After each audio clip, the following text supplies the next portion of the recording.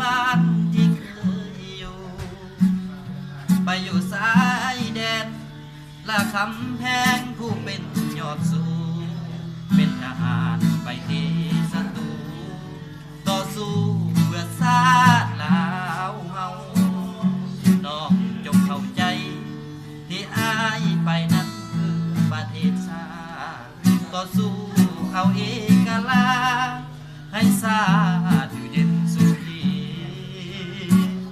อย่าน้องจะเปลี่ยนใจตอนนี้อายไปเห็นหน้าที่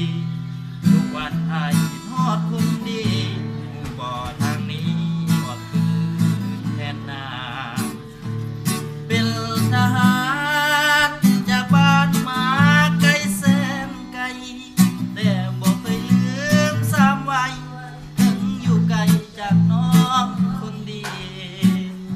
อย่าน้องทิมอายเมื่อพบชายคนที่หังมีจงคอยอายเด้อคนดีเพียง3 ปีอายจะกลับมาทำแพงเอ้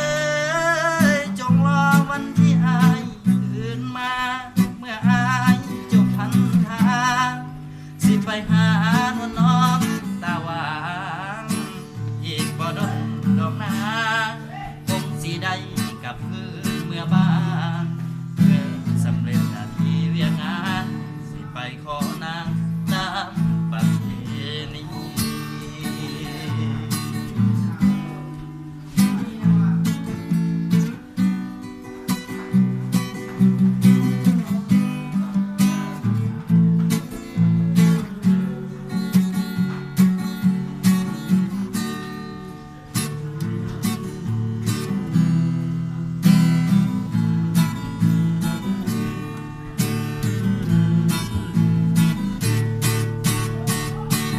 เป็นทหา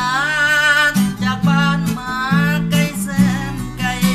แต่บ่เคยลืมสามวัยถึงอยู่ไกลจากน้องคนดีอย่าน้องทิมอายเมื่อพบชายคนที่หังมีจงคอยให้เด้อคนดี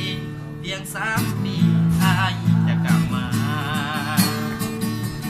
คำแพงเอ้